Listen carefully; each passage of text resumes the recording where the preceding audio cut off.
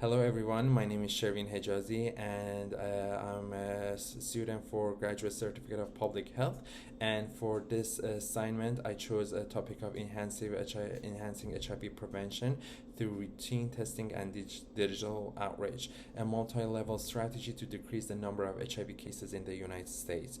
And for this assignment thought about an application that can be used in the smartphones and that can support people dealing with HIV, also people who are who are high risk of getting HIV. And so we can, through this app, we can help them get the treatments they need, do the regular testings, and help the fight the stigma going on in the community, in the public, and also support their mental health.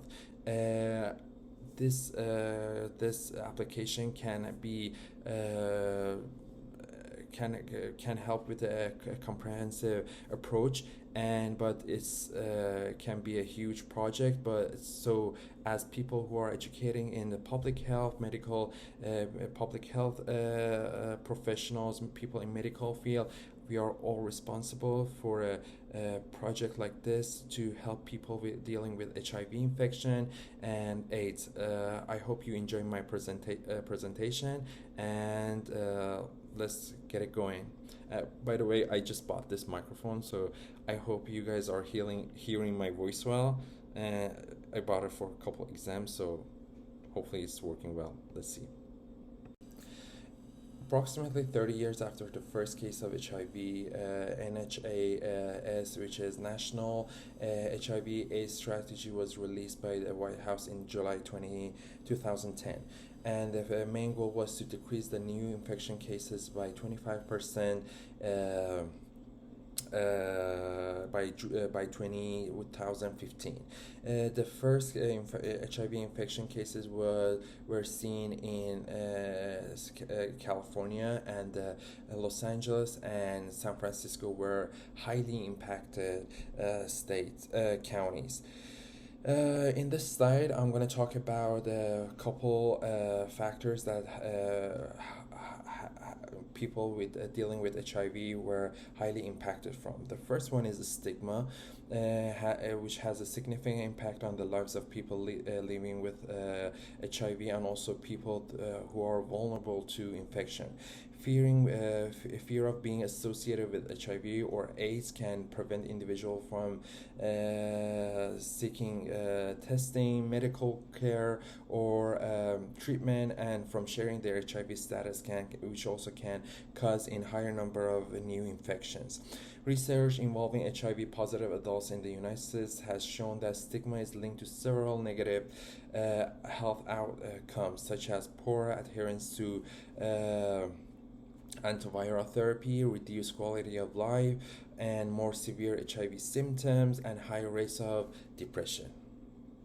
So, as mentioned, we are planning to have an application that our target population will be people who are dealing with HIV infection, or people dealing with AIDS, and people with high risk of getting the infection. And these people is going to be in California, so we're planning to our goal is to decrease the number of the cases in the California. And also we love to provide regular testing, and such as what we're going to mention in the future slides, to have text messages to as like reminders, and provide mental health, and also educational content to decrease the stigma, and also make them learn more about the infection they're dealing with, and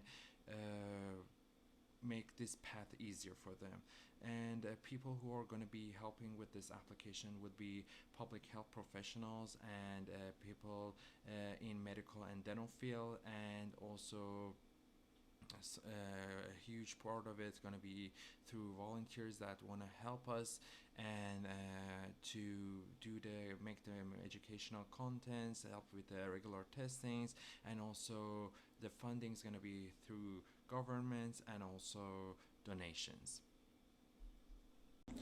A key theory for reducing HIV cases through health promotion is the health belief model, which explains how individuals' beliefs about health risks and benefits influence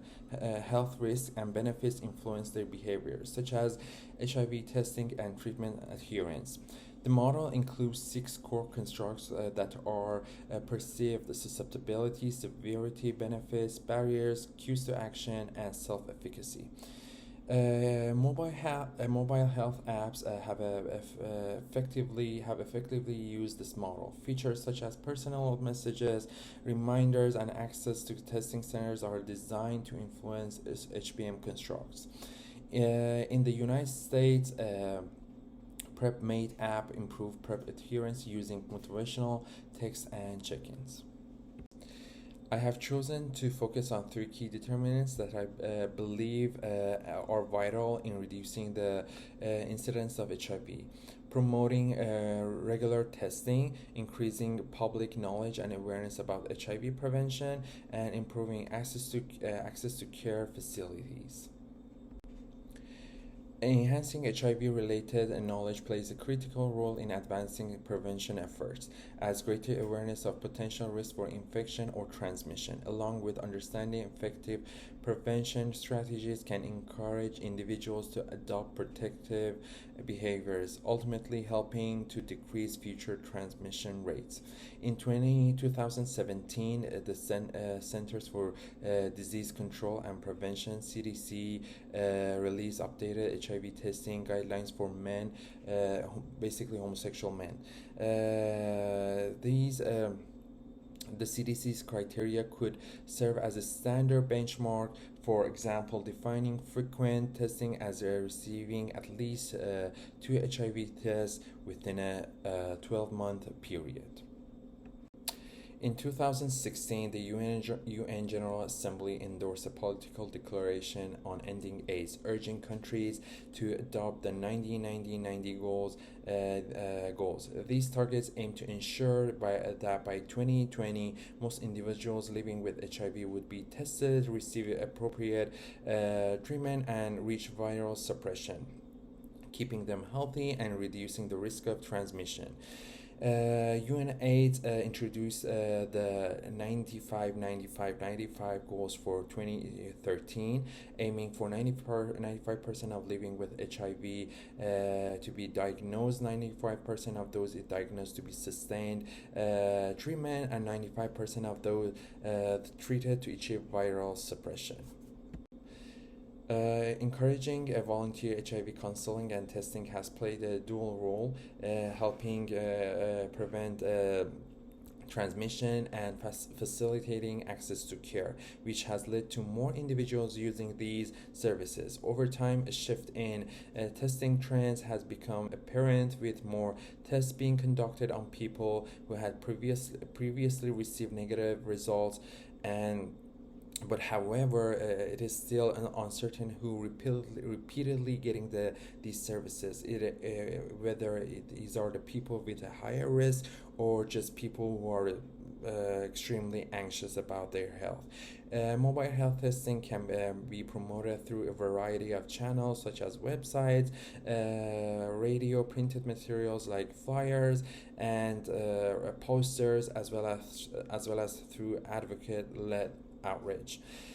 As smartphone usage has become a universal, social networking tools, including geolocation-based apps and platforms like Facebook, have emerged as popular means for individuals at higher risk for HIV to seek health information and connect with social partners.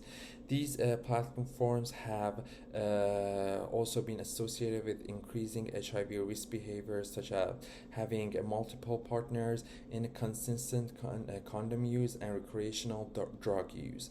Nevertheless, they offer a valuable opportunity to share information about mobile HIV testing and encourage voluntary counseling and testing, especially among high-risk communities such as men who have sex with other men.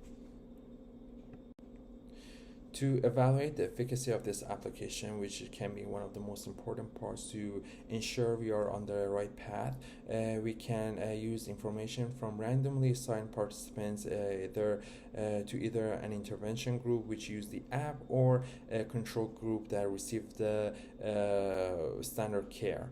Our intervention is aimed to enhance medication adherence, self-efficacy, and mental well-being through reminders, educational content, and self-monitoring tools. To evaluate its effectiveness, we have to measure changes in ART adherence, psychological outcomes, and user satisfaction through structured surveys, pill counts.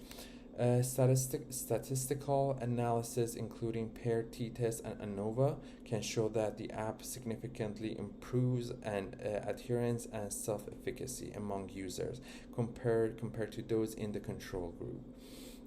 Based on the various studies and to decrease the number of cases, I believe we should have a comprehensive approach to effectively reduce the HIV cases, and expanding regular HIV testing, and just making sure all the people with infection are most of the people with infection are diagnosed and getting appropriate treatment.